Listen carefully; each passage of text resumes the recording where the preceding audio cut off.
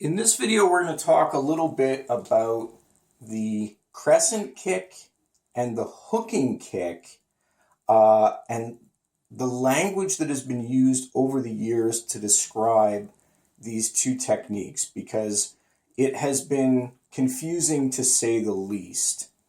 If you take a look at the Taekwondo manual, going right back to the very beginning, you can see that a crescent kick appears in the book already, the 1965 text, and what they are describing here in this book, I'll just bring it in here for you so that you can see it. What they're describing here in the book is very clearly what we would call an inward crescent kick. So the way that the leg is moving, here it says the kick is used for blocking the attacking hand. The advantage of this technique is that the blocking foot can also be easily utilized for the consecutive kicks after blocking. And then it says below, the foot reaches the target in an arc, and the arrow that they show here doesn't completely describe how it's a circle, but that's how it gets the name crescent kick, is the target makes a crescent-like shape when you're kicking. And so anyway, you can very clearly see that he's kicking here, he's coming in with the kick, hitting with the bottom of the foot, and you can see here, there's an application of the technique.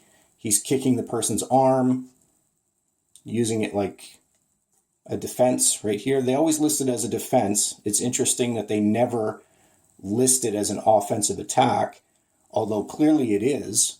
You can most certainly knock somebody out with an inward crescent kick. But the point is, it appears even in the earliest manuals as crescent kick. So they use the name crescent kick.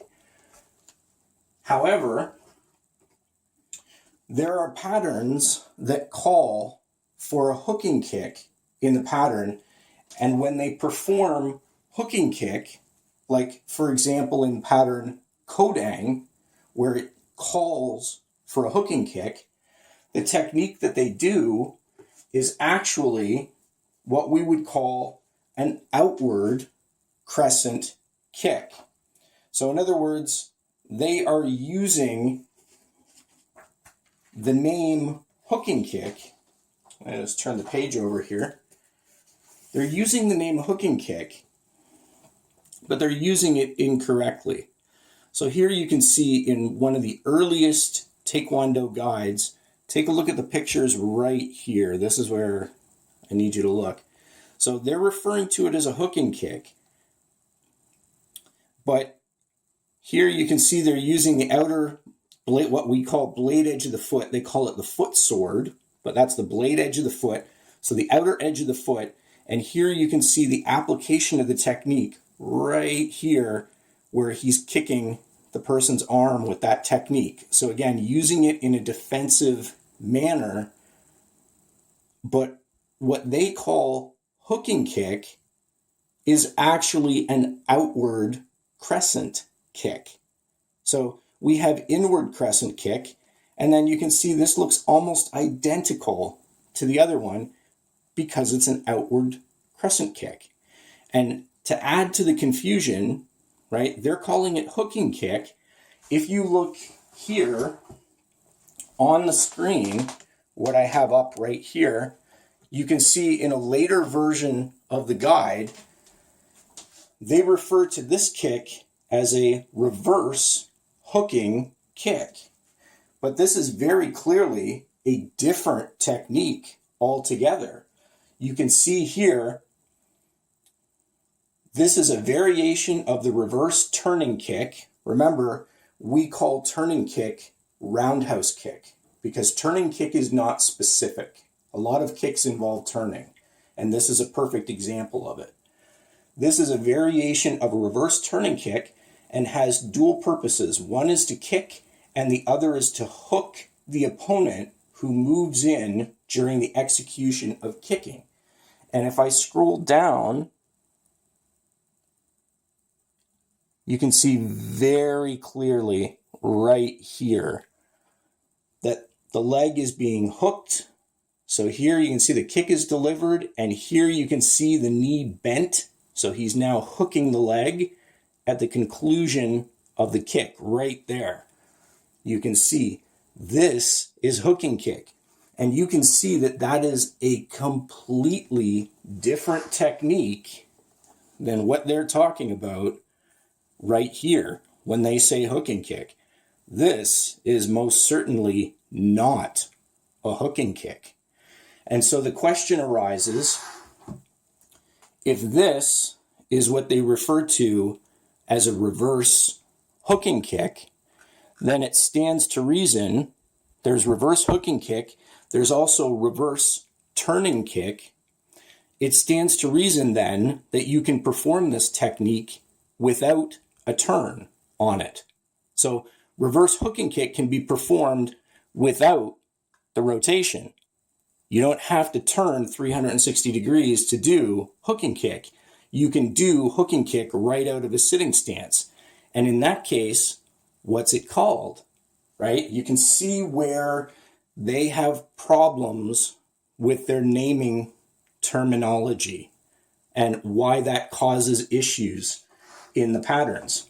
So, for example, in pattern Kodang, where it calls for a hooking kick, we don't do this because this is outward crescent kick.